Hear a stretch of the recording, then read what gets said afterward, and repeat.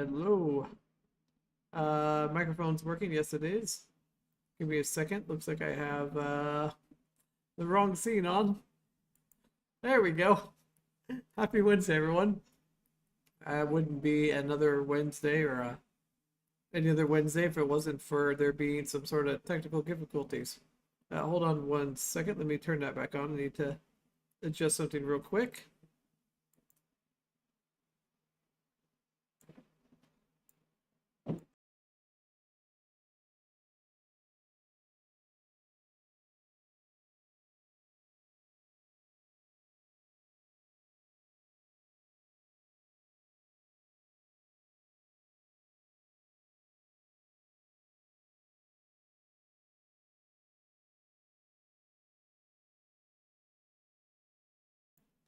Okay, sorry about that. Had a little technical difficulty there with the printer behind me. All right, so how is everyone doing? How's everyone's Wednesday? Hope it's all good. Let's go ahead and get through the chat and see who we have. Um, WhiteRaven, welcome in. Wanzo, good to see you, sir. We see you new here soon. Chris, how's it going, buddy? Sorry I didn't get back to you today. Been a really busy day. Mike, welcome in, dude. Long time no see. Lidlock, how's it going? Must be a live stream, dude. You know, it's always a live stream, you know. I'm wondering what's with Lidlock. I don't know either, man. It shouldn't be, I don't know. I totally know what you mean, like having that happen all the time and getting injured and stuff. Actually got to do the first hike of the season with Totally Normal yesterday. It was about 90 degrees here. I went down to a little local park here in Wilsonville. He happened to be in town, and it was like a little 3-mile loop. It was really awesome. It was nice to get out of the house and get some air and all that good stuff. So we got some interesting things to talk about. Air4All 3D printed deliveries. Thank you, WhiteRaven. And the SwitchBot Bot, which I don't know if anybody in chat is familiar with the SwitchBot Bot, but basically it is a I don't know if it's Zigbee or Wi-Fi. Oh, I think it says Bluetooth 4.1. Yeah, it says Bluetooth only. But basically, it's a bot you can use with voice command to turn on a computer, light switch. I mean, you name it. It can basically put it on, and it works with IFTT, Matter, Home Assistant, Google. You know, all the main players. Which is really awesome. I'm going to show you what I use it for, or at least explain to you what I use it for. You guys can get creative with other uses of it.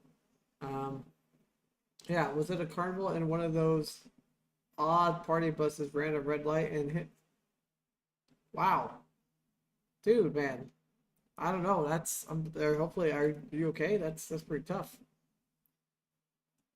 Obviously, the bus was not paying attention. Especially if it's a party bus. Wouldn't be surprised if they would be the driver being distracted. Do you know what I mean? Sorry to hear that, Lidlock. So I think we're going to start out the stream with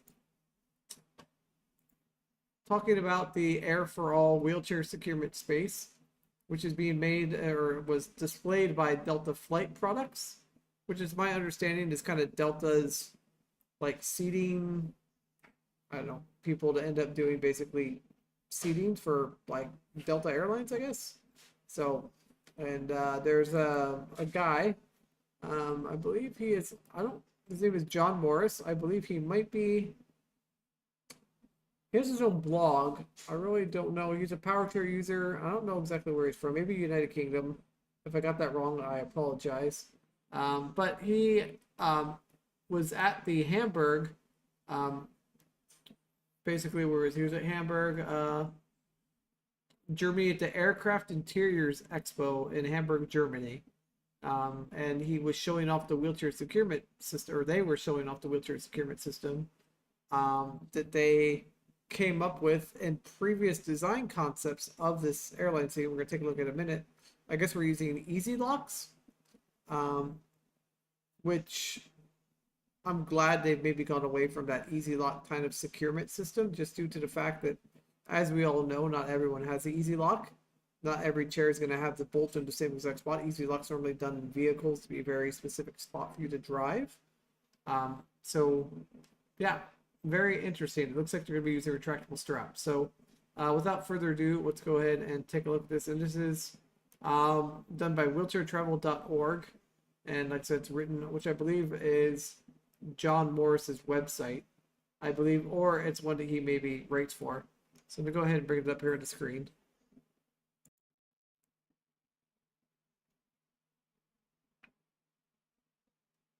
Okay. Hair's on point.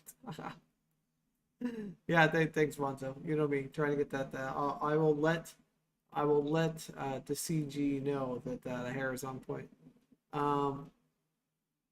Had to go to the hospital. Oh, wow, Lidak, dude, I am so would definitely. Yeah, what WhiteRaven said, it definitely sued him and in the process. Cop said the driver had alcohol. Wow, dude, Lidak, I'm so sorry, dude. Yeah, I don't know why that stuff keeps on, or why stuff like this is even happening. It shouldn't. Like, there's no reason that should have ever even happened. So yeah, so this is John. He does have,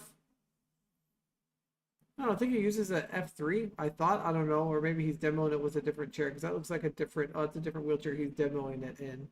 But himself, a regular chair is an F3. But you can see here in this first photo, which he did make a comment that is, I mean, I guess I can kind of just read through the article. I can blow up the images, make it a little easier for you guys. Basically, I'll just redo the fine print. Delta Flight Product says instead of build a new concept with retractable securement straps. I wonder if they're Q strains. I'll have to look that up. The securement system will accommodate a wide range of powered manual wheelchairs, meeting relevant crash safety test standards. And he was given the opportunity to be the first wheelchair user to put his prototype, or put this prototype to the test at the AIX.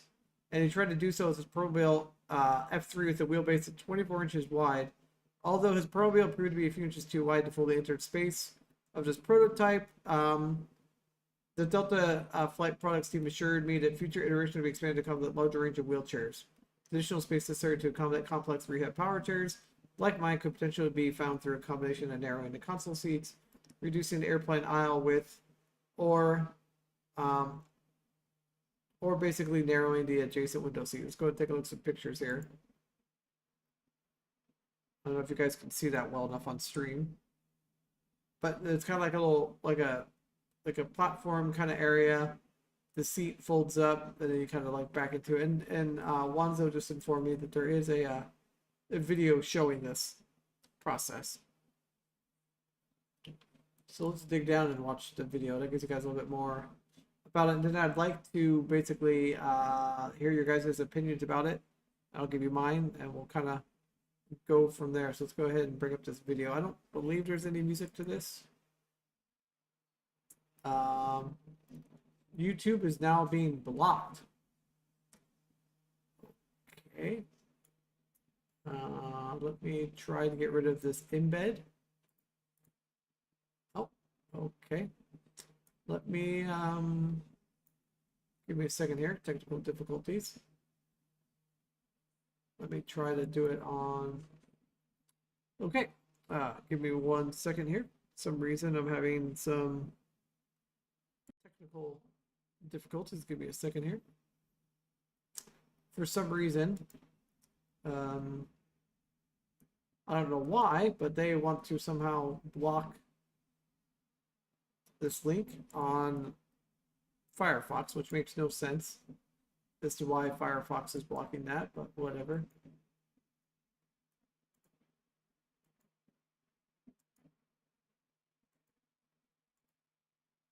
Oh boy, hold on, I gotta add. There we go. And this does have music, so I do have to mute it for, you know, all that fun stuff. You guys know why. Here we go. Back to desktop. I'll see if I can turn it back on after the intro here.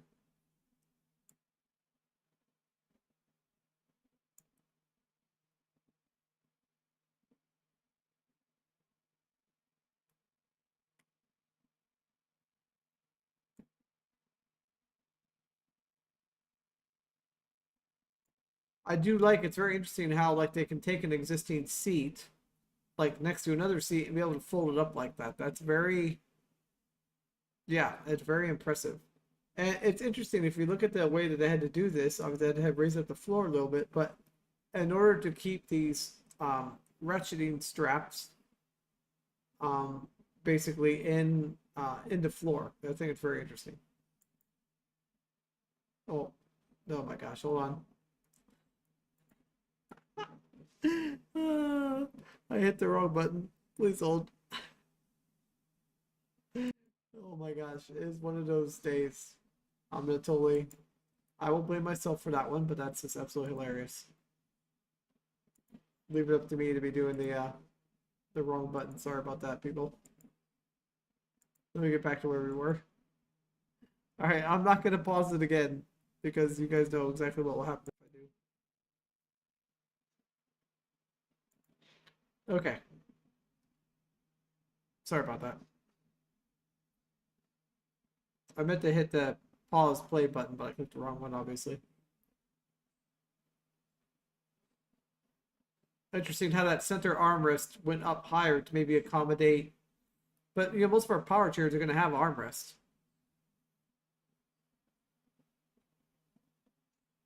It's very interesting. Now, this in his article, he did write that he normally does not drive with that. He normally drives with his other hand, so he could not quite get in there very well the first time. It wasn't him at all. It's just he doesn't have the right joystick. His joystick's normally on the other side.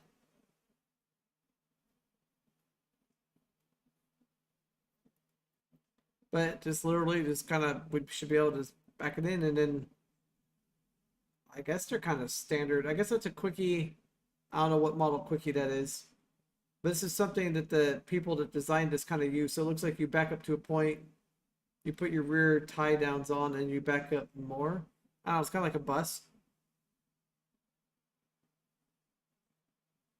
There we go. And then these hooks come out the floor. It's really hard to tell in this video, but those straps look interesting. And then this guy is reaching underneath. There must be like a locking mechanism or something that locks that. So that was, yeah, what are your guys' thought about that? Because if there's something that we can have available on, you know, airplanes in the next 3 to 4 years, or even obviously sooner would be better. I just hope it's not something that's going to, I don't know, take a long time for it to happen. I hope it's something the industry takes on. It's good to see that people are actually doing it. So yeah, what's your guys' thoughts? Let me get caught up here on chat.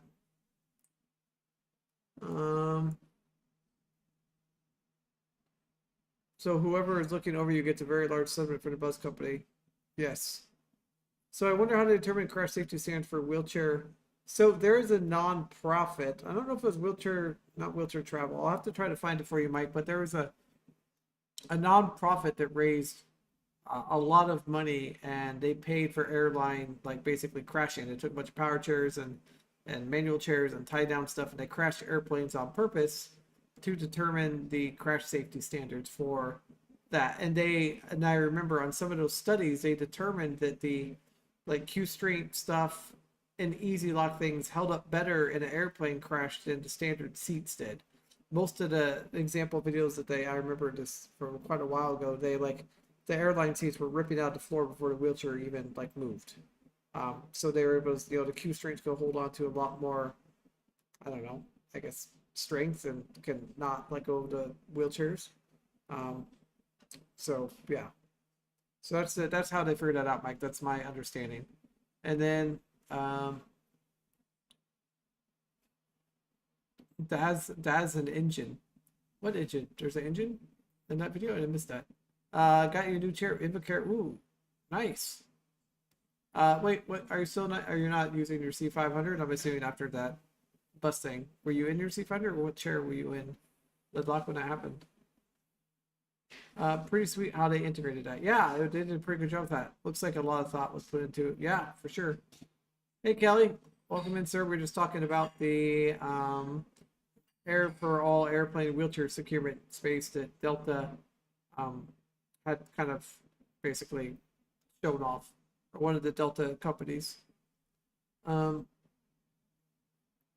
Edge Z isn't going to fit maybe by, yeah, and I think there's going to be a lot of issues at first, as some of the chairs, they're not going to fit right away. It's going to take time for, you know, standard, larger, especially more complex rehab chairs to fit. Yeah, I hope so too, Kelly. I'm just, we're just kind of talking about is we can hopefully get this done sooner or later. It's exciting to actually see it though. Now it's an actual thing we can physically see instead of it just being, you know, but yeah, it's going to have an like this example, to have an adjustable headrest, tray table, power outlets. And this was, like I said, put together by the Delta Flight Products team. And they, you know, their internal commitments ensuring that a full range of seat features will be accessible for the disabled passengers, even while seated in their wheelchair. So, like if you need to plug in your phone or you need a tray, that you should be able to do that from the comfort of your own wheelchair, which would be very interesting.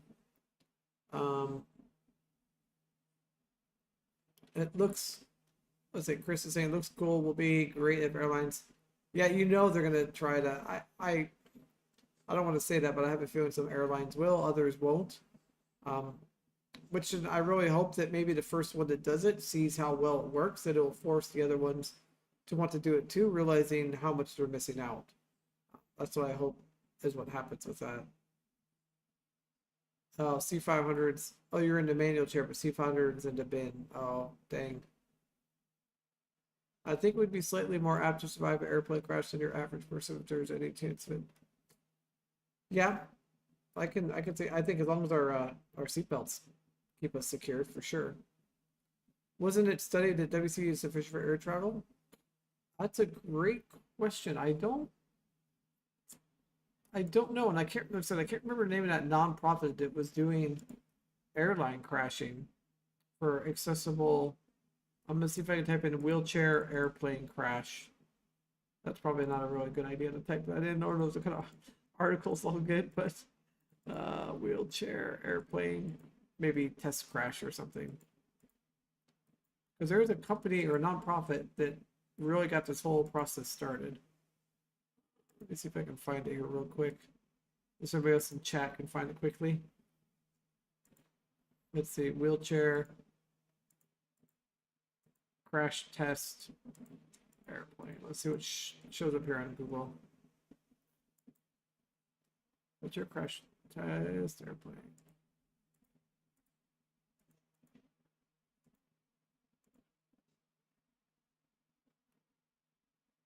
I had to get the brushes cleaned out on my chair today. Apparently, ProBill is still using brush motors. Yeah, they yeah, no, they should be there should be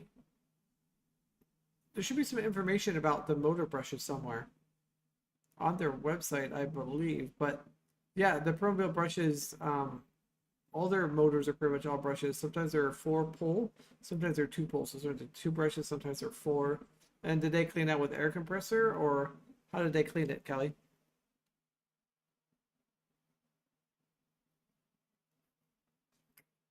Yeah, so what they're using, Kelly, for at least what these people were demonstrating, is it has basically like tie down hooks that come up out of the floor, kind of like a Q string kind of system is what they're using, that showed in the video.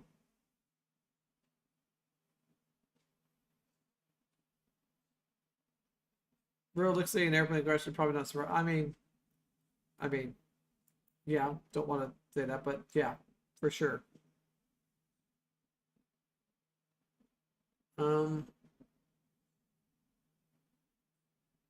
Let's see. There we go. The name of the organization was called All Wheels Up, Inc. It was basically working to crash test wheelchairs for a commercial flight, and their only organization doing so. It was created in 2011. That's how long it's been working on for this. But there's a lady named Michelle Irwin who started a project in 2001 to basically make it be possible for people in wheelchairs to do that. So they fundraise and fundraise and fundraise, and yeah.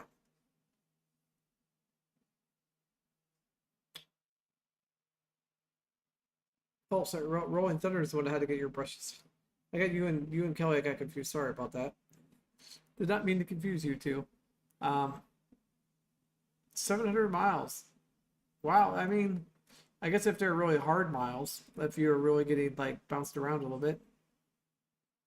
Yeah, air compressor is normally the way to clean that off. Did they switch out your brushes or just clean them? Oh, you had your DME do it? Gotcha.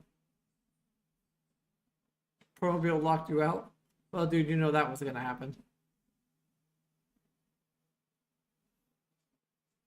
I don't know though, Kelly. I mean, I've had some motor like my motors were just absolutely caked, and with less than 800 miles with motor brush material because I was so rough on the chair. I think it just kind of depends if you're on like smooth terrain or like really rough terrain. Um, Let me see. I'm trying to see if I can find out. I'm trying to read about the crash testing that talks about it.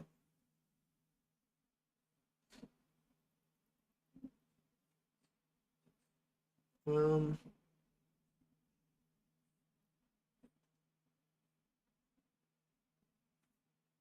I'm trying to see if I can find anything else about All Wheels Up for you guys, so we can look at the latest, like I don't know, statistics about their crashing in airplanes. Let me see if I can find that here.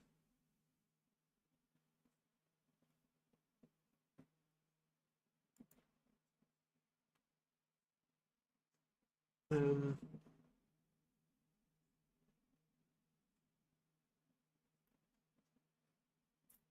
I'm trying to see if I can find any of the information here.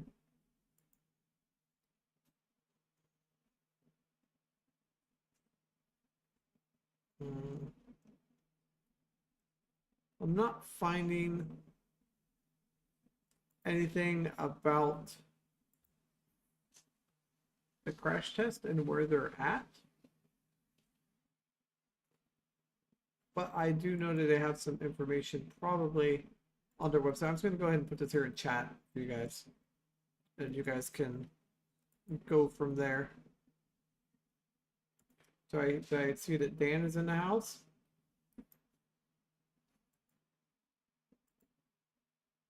Your ears must have been burning. I was talking about you at the beginning of the stream.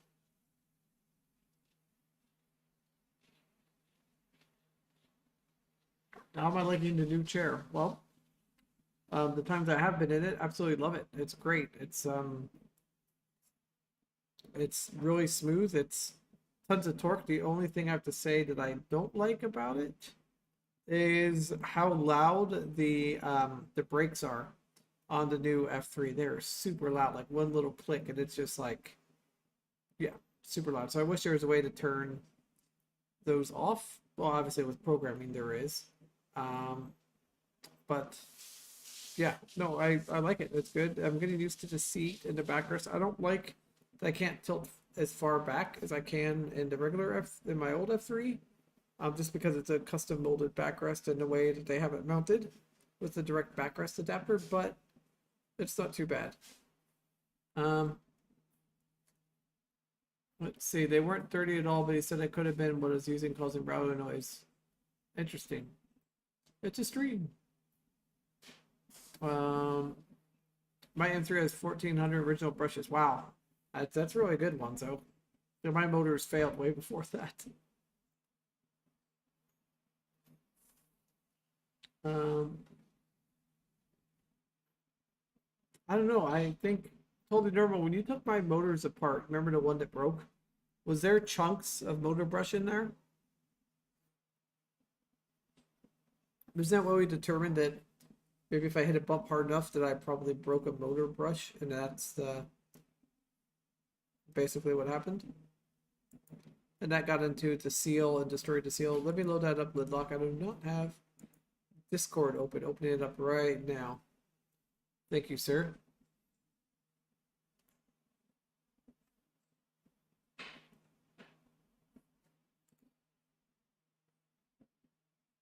Does it have any music or anything on the video, Woodlock?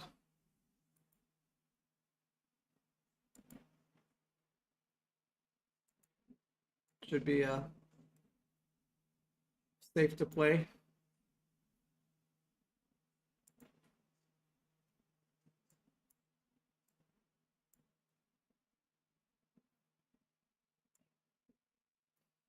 Dude, it totally looks like you're holding in this video. All right, here's the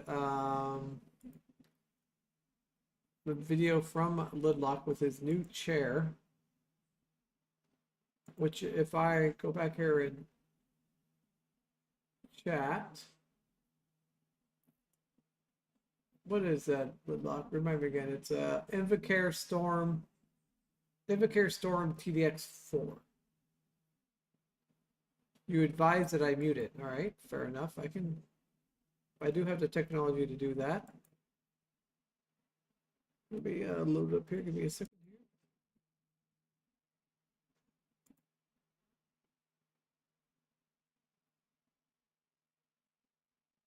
But they look super fast. Suspension looks like it's working pretty well.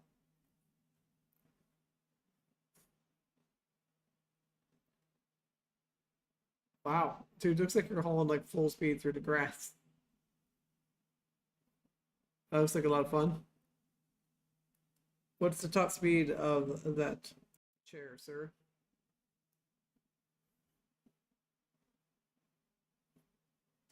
I'm trying to remember. Let me find the street. Oh, okay, so it's good, totally normal. It was a rattling noise when I would move from the drive tires. It told me that was just the motors aging, but they went. Oh, interesting. Music, got it. Thank you for telling me to mute that. I appreciate that. Goes like 7.5, nearly fell out. Well, yeah, I can imagine doing that kind of speed. 7.5, dude. You're just asking for a potential falling out of the chair.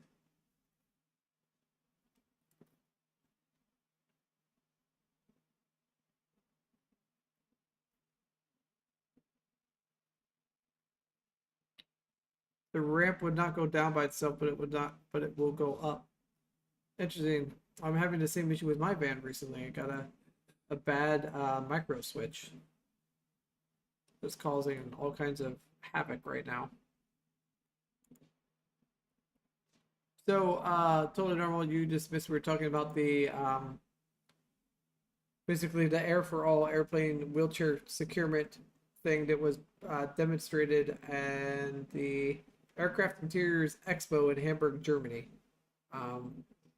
So yeah, it's a pretty interesting little thing they put together. It's actually I guess the Air4All is a consortium of Flying Disabled, SWS Certification, Sunrise Medical, and Priestman Goody. I don't know who they are, but those are the people that did it. It was a very interesting little video. Ran into a patch of ice and that put a small hole in the door. Wow, that's crazy. Put a hole through the door. Oh, here we go. I have a image here from Totally Normal showing the destruction of my, I guess you could say, brushes, motor brushes, whatever you want to call it. Thank you, sir. This will really come through very well. But you can see how destroyed they were and how much carbon and stuff there was in there. I think this is what actually broke the, yeah. Hold on, I'm getting another. So this was inside the, you could see all the carbon, and basically what happened is the motor brush like broke and got into the gear, like broke the seal, I believe, in between the gearbox and that. And then all the gear oil got into the motor and has made a mess of, yeah, basically, yeah, it's basically like that sludge came from the oil coming in from the gearbox and then getting all over the motor, basically making the motor non-functioning. You guys could definitely see all the slime and stuff here. So that was from a chunk of my motor brush going into the seal and ripping that out, and then all the gear oil pulling in into the motor and then destroying the motor. Because my motor got loud and then louder, louder, louder, and then eventually it was just like didn't want to work anymore. So they had to replace both motors. And that was in, I think that was around just shy of 1,200 miles on a 2017 F3 when that happened. Which I think is like terrible, but it wasn't great. My chair suspension has super large. That's awesome. Be able to go right off a curb. I wonder if there's like different aftermarket ones you can do and get on there. The lock like upgrade the suspension. That'd be interesting. Yeah, I can go back over that video again though for those that have missed it, just so we can kind of in case anybody else has any other comments. I know there's a couple of new viewers here. Let's go ahead and play that video back one more time. I don't totally normal missed it. I think Callie might have missed it too.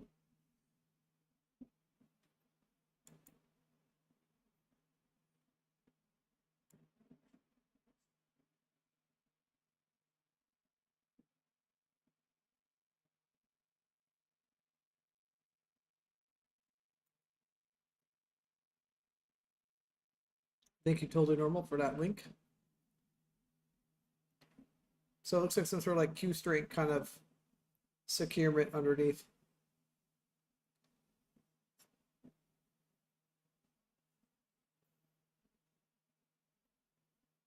It'd be interesting to see what they do with those headrests.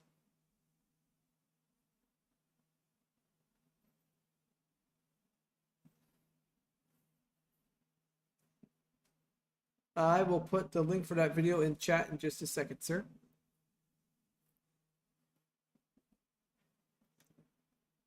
It's from a blog by this guy, actually, John. This guy here in video. He's the one that did this, so I will send you the link.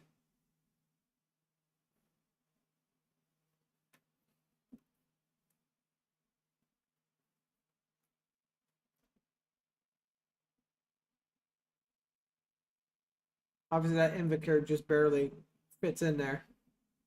But I think they designed this thing. I know. That's what I'm trying to think. Like, and they were even talking about maybe they would turn these seats sideways.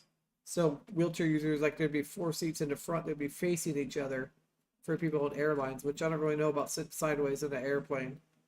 How safe I would feel about that. But yeah, so it's at wheelchairtravel.org is where that video is at. But let me actually put the link to the video in chat. And then I will also then put a link to the video in chat as well.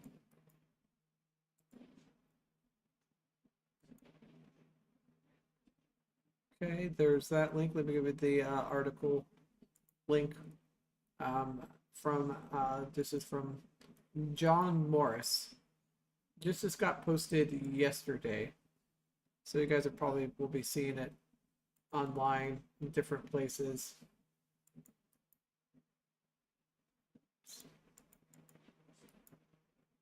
Give me a second. There we go. There's the article.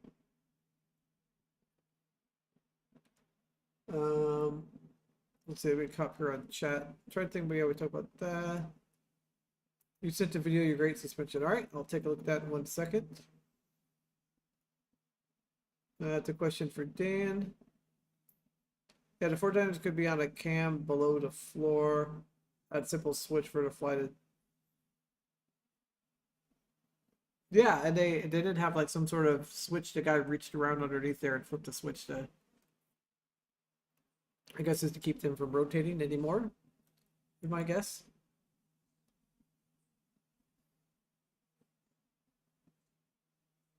On the Permo leg elevator. Yeah, exactly. That would totally be, yeah. Let me pull up a video here from Totally Normal. who has what these motors sounded like. They're just terrible sounding. I mean, just to go along with those other items there. Let's listen in here. Let me make sure is desktop audio even, no, desktop audio is even muted, so there we go.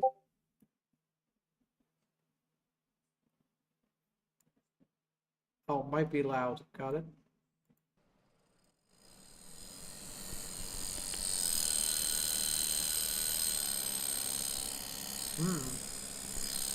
Crunchy sounding. Yeah, okay. Well, now that That was pretty good. Thank you for that little timestamp there. That's pretty bad.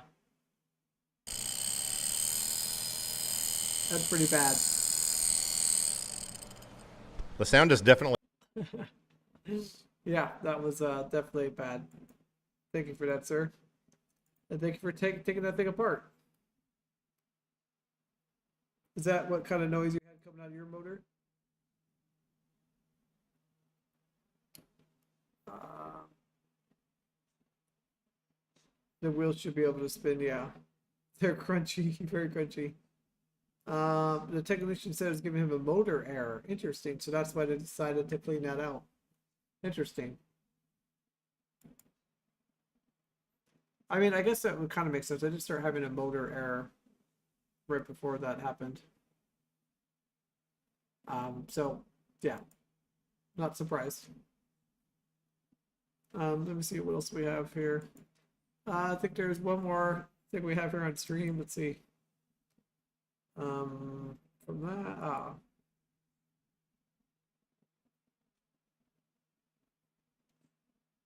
oh, another video here from Lidlock showing his new chair, and then we're gonna go into some unboxing from Mr. WhiteRaven. Which, if anybody's curious to buy anything from WhiteRaven, it's was it? I think it's in the video description. What is the thing? Wow, that's very impressive there, Lidlock.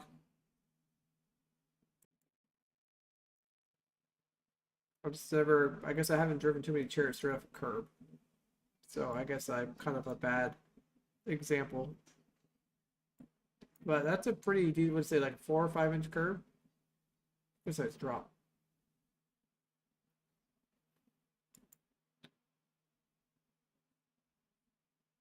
No, it's not bad. Yeah, suspension handled that pretty well. What about going back up? No problem.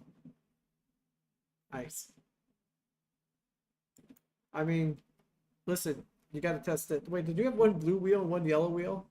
Did you have like a 2-wheel combo going on there? That's pretty cool. Thank you for sharing, sir.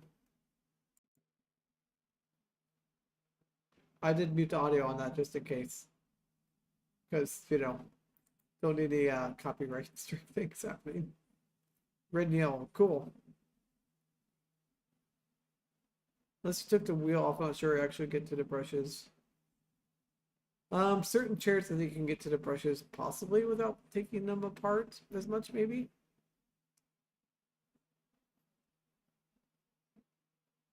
All right, we'll see you later, man. Thanks for being here. Joy Kelly. All right. What else is on our well, I guess we should do you guys want to do a SwitchBot first? I think we're gonna do a SwitchBot first. Let me pull up my SwitchBot links. And then we can jump into WhiteRaven's mail delivery. Let me pull up the SwitchBot bot.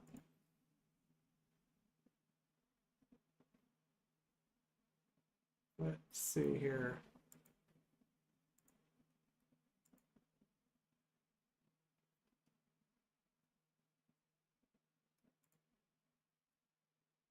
All right. So first is first. Let's do a link to, of course, the Amazon link is too big. Hold on. Let me see if I can get a shortened version of the link. Give me a second here. If the computer doesn't crash here trying to do this.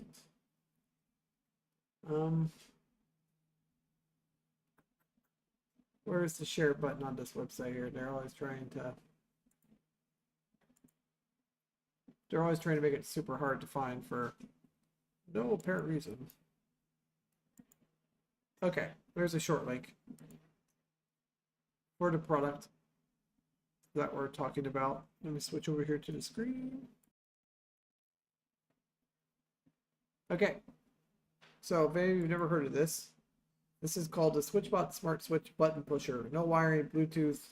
So basically, it's Bluetooth, works with Amazon Alexa. It can be used on, like I said, a light switch. It can be used to turn on, air purifiers, anything with a button, like a Mac. So what I use it for is I use it to turn on the computer, and I have it connected into Home Assistant, which allows me then to turn the computer on and off, either using the SwitchBot app or Google Alexa or even Home Assistant, and be able to turn the computer on and off, because I don't have the ability to reach up and hit the power button because the computer's up on a desk, and it just allows a simple way to, turn on anything. Basically, it comes with 3M adhesive. You just stick it on, and then that's it. Like, it's pretty straightforward, easy breezy product, and it comes in black or in white, so kind of whatever you want. It's $29. Now there is somebody that made some code. So normally, in order for the SwitchBot to work, especially with Home Assistant for me, is then you would have to then also buy a hub, which I didn't want to buy the hub. I don't remember what the price difference was. I think it was like, if I remember, it's like $65 for the. I think it was like $65 for the hub, and I didn't want to pay that. So instead, I found somebody that wrote. I'll put the chat here real quick before we go there. I found somebody that wrote code that basically allows you to use a standard ESP32 device off of Amazon, and basically allows you to control the on-off temperature contact sensors with just using the ESP32. So like a $6 board instead of having to buy the actual hub. So it's kind of a good way to save some money, is basically buy ESP32 and then upload this code to it. You add into Bluetooth things, and yeah, so it's kind of a way of getting basically a really cool, like, little Bluetooth switch that you can put anywhere in your house, and you can basically use the ESP32 to turn on and off. So it's kind of a great way of getting easy access onto the computer. And I do have a brand new one right here. If I could find my it looks like I do not have a phone option on this screen, so we gotta switch screens here and switch to the iPhone, which should be right. There we go. SwitchBot Bot. So I'm gonna take a look at it here. Give me 1 second. I just lost all my screens decided to close themselves, making it impossible to see what I was doing. Okay. Give me 1 second here. Let me mute myself for a second.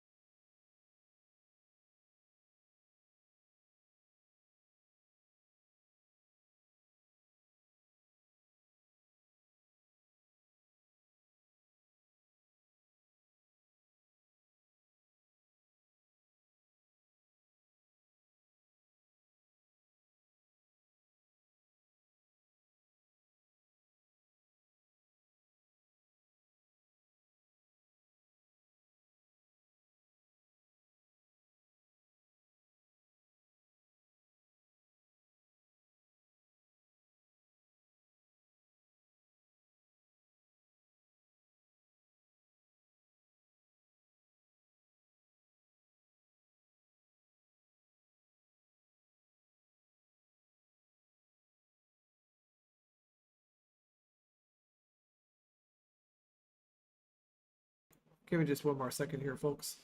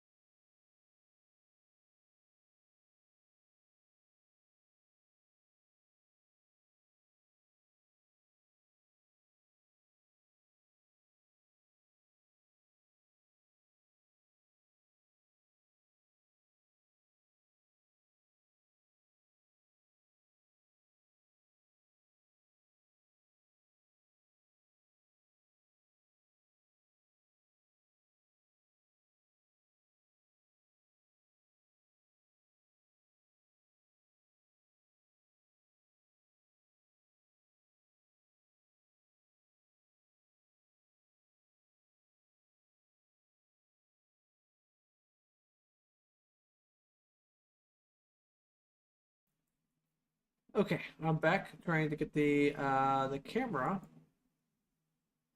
is not, it's not wanting to participate. So you can give me a second here. I'm trying to get the iPhone. Yeah, let me deactivate it here and reactivate it. There we go. All right, everyone should be seeing a black screen now.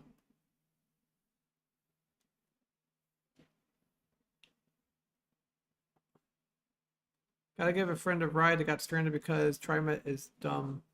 Stream tomorrow should be fun. Also, there's a new chair in the fleet. Gotta run, see it run. Ooh, sweet. I can't wait to hear about that. Well, and hear about that. A little bit of hearing about both. Okay. I'm going to do my best here, so I apologize if this comes on the stream as shaky camera. Not my intention at all. I'm just trying to show you guys the SwitchBot. So, as you can see, next to the box, it's not very big. It's a pretty small little guy.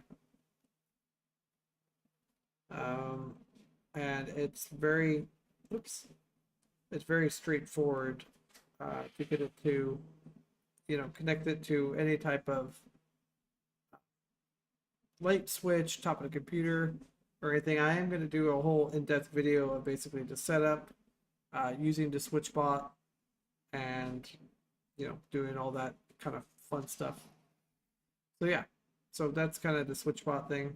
And like I said, I'm gonna do a full video showing it to turn on the computer, turn off the computer. I can't show you the SwitchBot and use my phone at the same time to control the SwitchBot, if that makes any sense. And I don't have any way of holding it up for you guys to be able to see, but there will be a separate video showing the whole SwitchBot and how it works coming soon. So let me turn that off here for you guys. So you guys are not blinded. And then I'm going to grab the stuff from WhiteRaven and show you what I have received from him. So give me just another second here.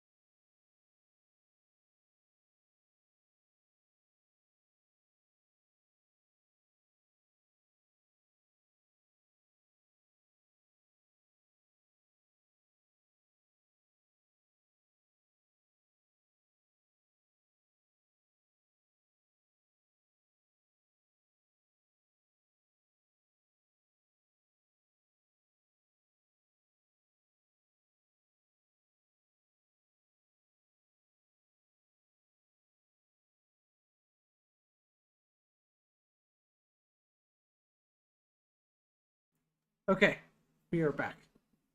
Let me get caught up here on chat. I'm sure I'm behind here. Um, let's see. Somehow got active to Grey's Anatomy. Maybe you Apple TV. Oh, Ted Lasso. Yeah, Ted Lasso is a great show.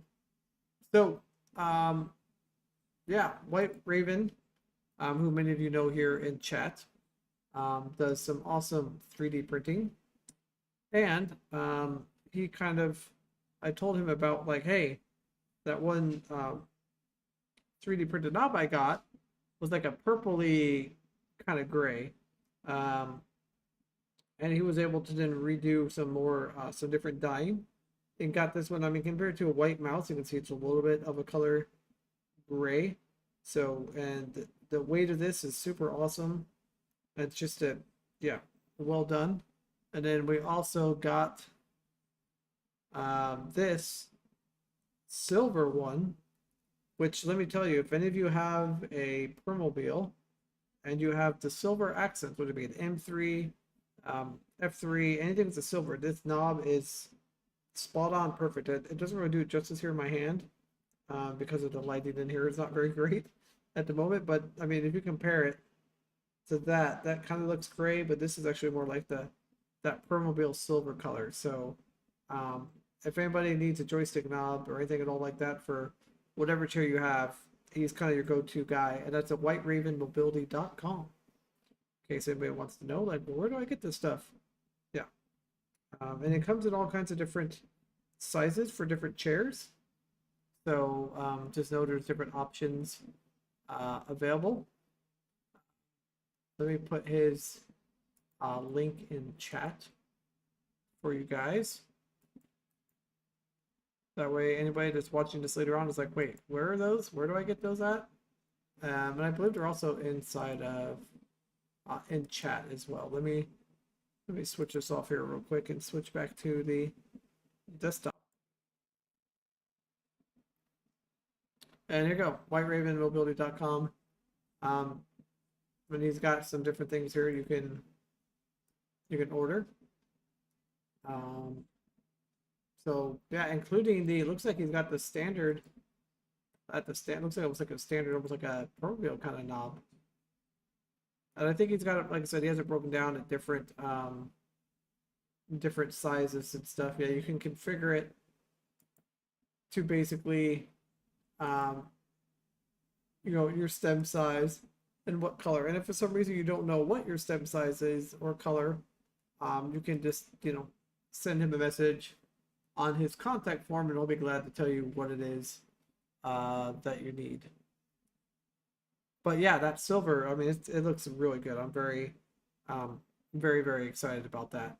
And he's got a whole range of colors. So if you don't see the color on there, you can always just give him an ask and see if he's got it. So, but thank you, WhiteRaven, for that. Now, one of the other things that so I use Home Assistant for everything here around the house. And there's a YouTuber called Everything Smart Home, and he created his own presence sensor called Everything Presence 1. And when I bought the whole entire kit here, I thought it also came with a 3D printed case shown here. So that is something else that I have received. And then I also am a big fan of WLED, and I am using these rather large ESP32 boards called Quinn LED Dig Unos. And basically they're super large boards that allow you to use basically it basically for doing like long LEDs and stuff like that. It has built-in fusing, circuitry protection, and I needed a 3D printed case for all of these, but I also like to use those WAGO connectors. So in order to get a case with a WAGO connector, I have to get custom 3D printed cases for that as well. So let me grab that next. Give me 1 second here.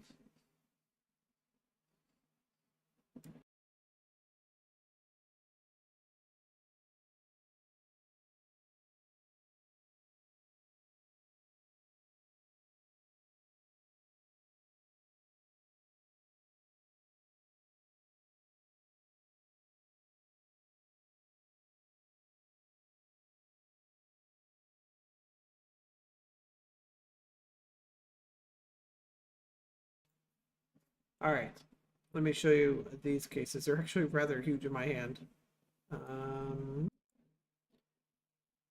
Hopefully I'm not losing anybody here. I know it's not the most stimulating items, but at least it'll kind of give you an idea of what it is. So next to the mouse, you can see it's really good size case, you know, ventilated.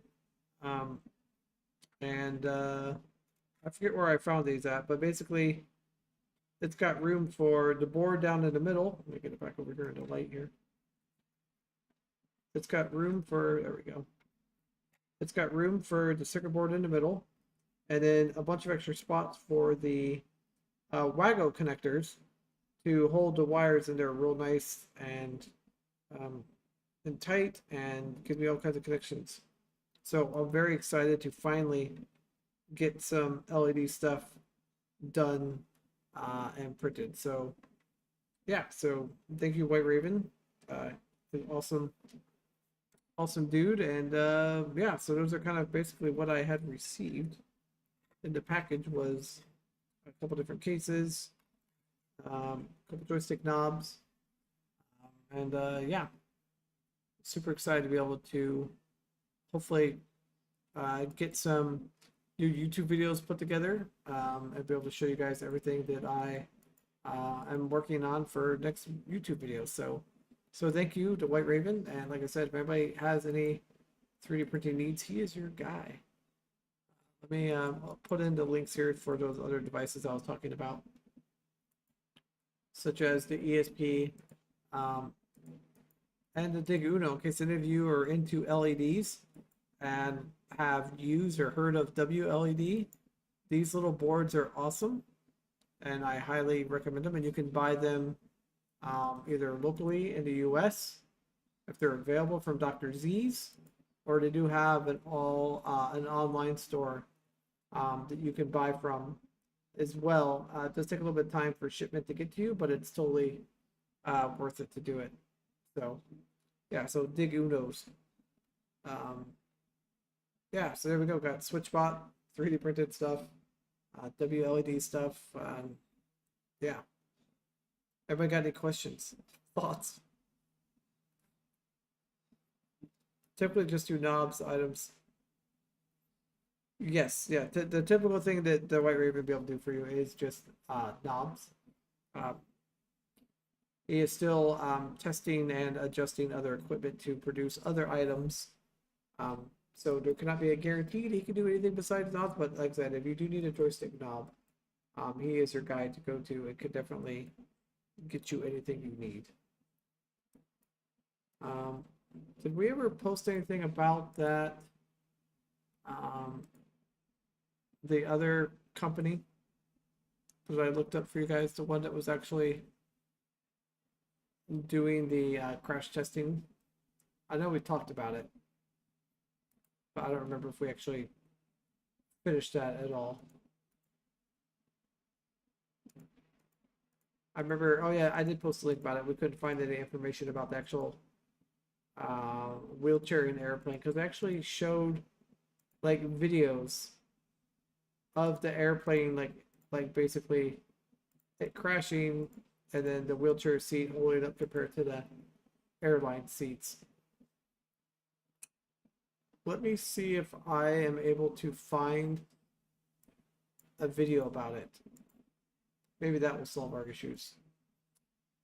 Because I swear there's a video about it that showed them like testing out different wheelchair restraints in airplanes. Because I know we were talking about that.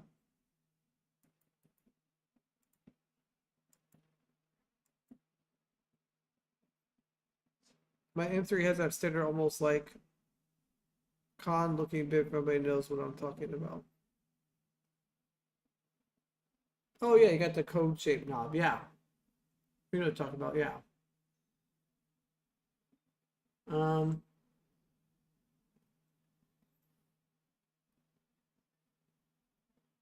Yeah, I'm not seeing an airplane wheelchair crash test video, but I swear there's a video showing airplane restraints in a crash test. Well, I'm not seeing it now at all.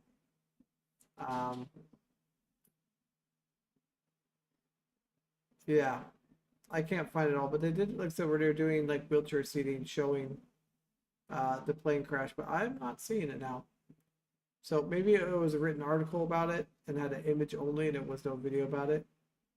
But it was a, like I said, it was a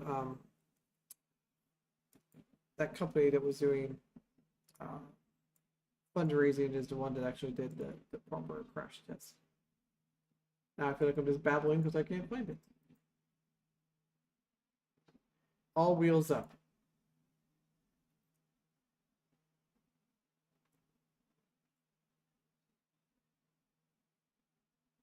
Blah, blah, blah. Yeah, they're not really showing any of the crash testing stuff, but that is called all4wheels.org, which is all about basically making it available for us to basically be in our wheelchairs in the airplane, which is something that has been around. The organization wise has been around since I think they said 2000. Yeah, 2011 is when the organization was started. So they don't have any YouTube videos at all, unfortunately, about their crash testing or anything. But they do talk about it a little bit on their website. So if anybody's looking for more information about All Wheels Up and the progress they've been making, yeah. You mean say cone shaped like ice cream? Oh, like an ice cream cone. Okay, I got you. That makes sense. Do I like noodles? Kind of depends on the noodles. Pasta noodles, yes. Thai noodles, Japanese kind of noodles, like any type of noodles. Yeah, definitely, I'd say probably more a yes than a no, if I'm honest. Yeah, I'd say majority of the time, yes. Ooh, favorite. If it's Italian, I have to say gnocchi, which is not really a noodle. So hold on, let me rephrase that thought. That's not a noodle. I always just have a thing for really thin linguine. I don't know why. That one just seems to be like the go-to favorite of mine. That was a little bit of some like meat sauce or homemade meat sauce sounds really good.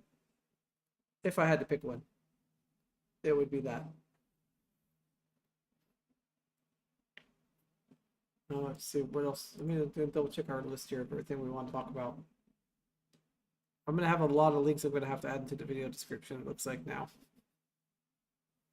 I'm going through and looking at all the links I posted in chat. And I'm like, oh man, lots of links.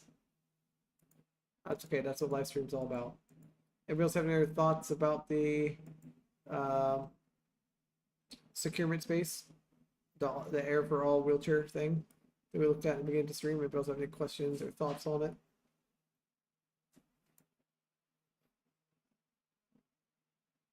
I've heard there'd be at least a few questions about it. Like I said, I hope it's something we see within the next, 3 years, 4 or 5 years. I think would be awesome. And I don't know. I just think with how many wheelchairs are damaged, was it like 11,000 or something a month in between wheelchairs and strollers, or maybe that statistic was just wheelchairs alone, but something's got to change, and this is headed in the right direction. So, and it sounds like they're never going to be able to have anything for tilt. So if any of us do get into a seat like that and we need to have any type of tilt or recline to relieve pressure, you're basically kind of on your own. So I hope that somebody comes up with some sort of, I don't know, alternating pressure mattress that basically allows us to sit in a space for a long period of time, like an airplane, and not have to worry about pressure sores or anything like that. I hope somebody comes up with a very inexpensive alternating pressure wheelchair cushion that's not an arm and a leg. I'm sure there's companies out there that already make some, but they're going to be hundreds, if not thousands of dollars when it's something can be made very inexpensively. Yeah, in the long term, this would be way cheaper for them in the long term, for them having to fix all those wheelchairs. Absolutely. Ah, that is a excellent question. I do have to use a alternating pressure mattress. Let me go on Amazon here. Let me pull it up.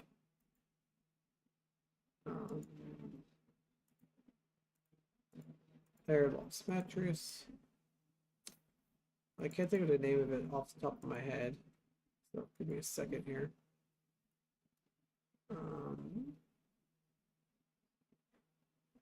There we go. Let me get you guys a link here first. All right, so I'm gonna give you two options, okay? All right, so first option, this is the one that I use. Switch it just up. Okay, so this is the first one that I use now. It's the Drive Medical 140/27. It's a little bit pricey, but it does hold up pretty well. It is a 8-inch tall chamber, so you really don't sink down into the mattress too much at all. My biggest issue with this mattress is, see these little plastic things here? Sometimes the way they're secured to the bottom part of the mattress, these break off and then your butt gets like stuck in between two chambers. So I've had to replace some of these straps with duct tape, which works really well. So that sounds kind of weird, but it does actually work pretty well. Just use a bit of duct tape and put it together. So, so that's your first option. It's a little bit pricey. And then your second option, let me see if I can find it here in the listing. And I was actually really shocked of the price of it, but I used it for when I travel, and it was awesome. Where is it? Hold on, let me see if I can do a search here for a particular brand. And I'll show you the travel mattress I got. There we go. I will also put the link for this in chat.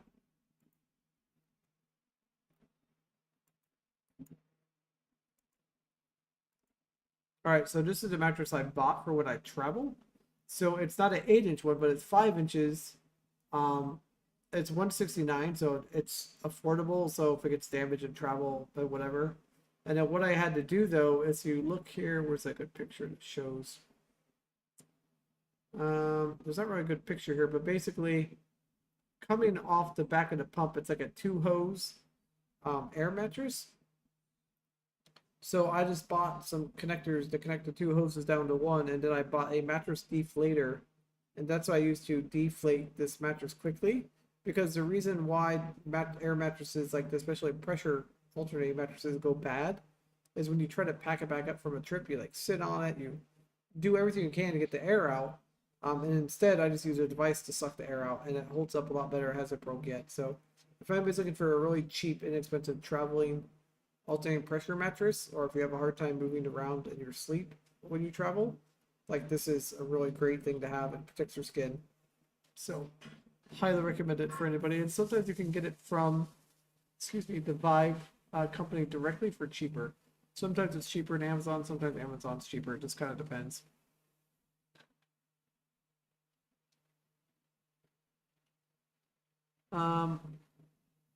I would be able to get oh yeah, your cat would not be a good idea for sure. Chris is saying, looks like the standard FAA test requires seating systems to withstand a minimum of 19 Gs. WC19 uses a 20 G standard. Okay, that sounds probably about right. Yours is called the Span American APM Safety Supreme. Okay. Oh, the bed pump is loud. That's one thing about this bed pump. It looks like real cheap. It's super quiet. Like, you don't even hear it running. So if you're looking for something that's quiet and inexpensive, this works really well. But you also get what you pay for. I mean, it's not going to be as nice as the other mattress as far as like longevity, but for at least what I need for travel, it works really well. And Chris, thank you for looking up. Do you have a link for where you found that information, sir?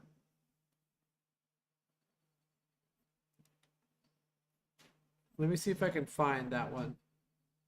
Lidlock. Let me see if I can look that up real quick.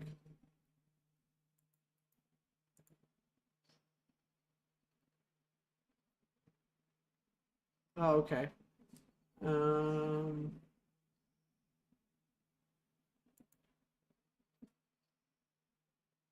Wow.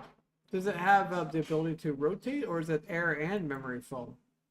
See if we can find a different place actually shows it. That's actually really cool. Looks expensive, but really awesome.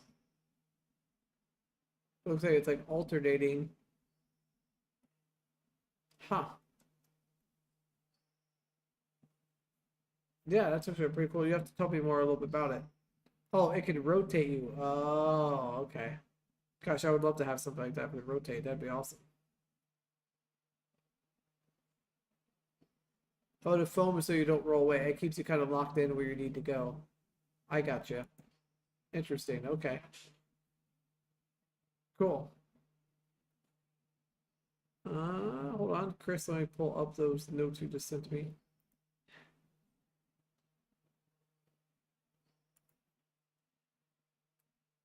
No problem, sir.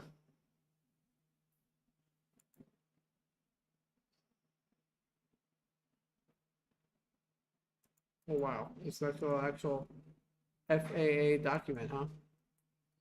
I think maybe you're like looking up something else.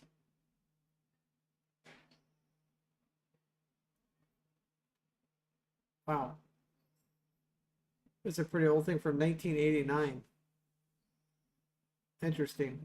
I wonder if they've actually up changed this at all.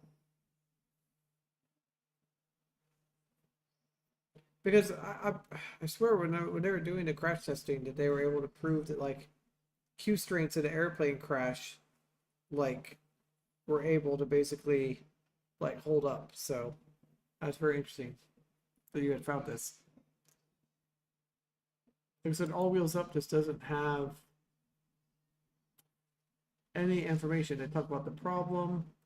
But like I said, I swear they had already fundraised enough money to be able to do the airplane thing, but I don't see it on here. I went through and clicked around the page. I couldn't find it anywhere. So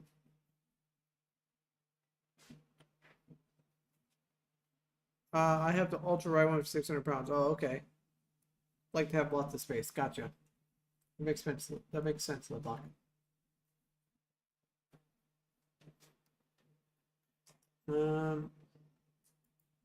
Yeah. I'm trying to see if I can find the article here that talks about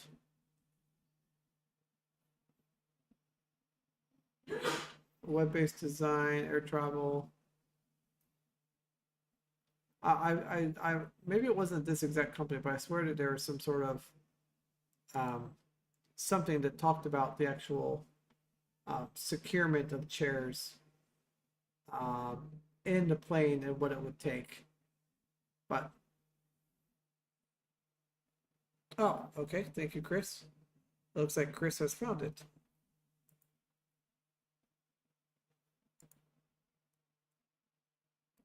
In the middle of the third paragraph. Okay. Oh, this is WC 18, which is different than, or is this the same as WC 19?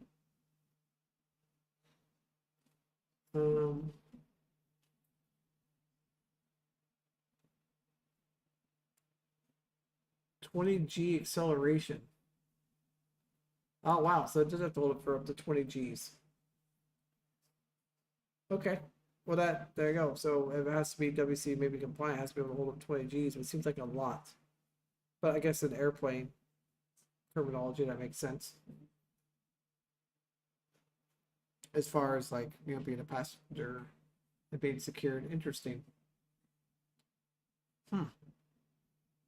Well, I'm glad to hear that at least this is something that's, yeah, WC 19 is, you know, alive and well and, you know, keeps us safe when we're in transportation. So hopefully If it's good for that, it should be good inside of an airplane. With our current WC-19 chairs, that would be the thought, at least, behind that. Thank you, Chris, for finding those, sir. If anybody else is interested in reading about WC-19 compliance, here's a great article done by the University of Michigan. I think 18 is for securement. Oh, 19 is for wheelchairs. I got you. That makes sense. Yeah, that makes total sense. It'll be interesting to, like I said, if anybody has the time, and if anybody comes across any of the information about the tie-down systems and the crash testing of wheelchairs and airplanes, please let me know in the comments, because I swear there was an article that came out like a year ago that was about that. That'd be really interesting to find. If anybody comes across it, please comment. I roll away to bed so much I get physically hurt. Gotcha. That makes sense. You got to be secured as you can, but without being secured. So that makes sense. Well, I think we're gonna end up winding down the stream. It is already 8:30. I know it was starting at 7. It's gonna make it a little bit later, but it's what works out best in the time frame I have here for CGs and family. It's just kind of the best time to make this work. So anyways, yeah, hopefully everyone enjoyed the live stream. I'm glad to be back and not, hopefully we'll be missing any more weeks. I'm sure you'll be possibly seeing me in some upcoming totally normal videos in the background, or maybe actually in it. Who knows? We'll see what the weekend brings here. But yeah, so everyone have a good night, and remember, like, share, subscribe, all that good jazz. And remember, if I can do it, so can you. All right, everyone, have a good night, and yeah, and a good weekend. But don't talk to everyone. So, all right, see you guys.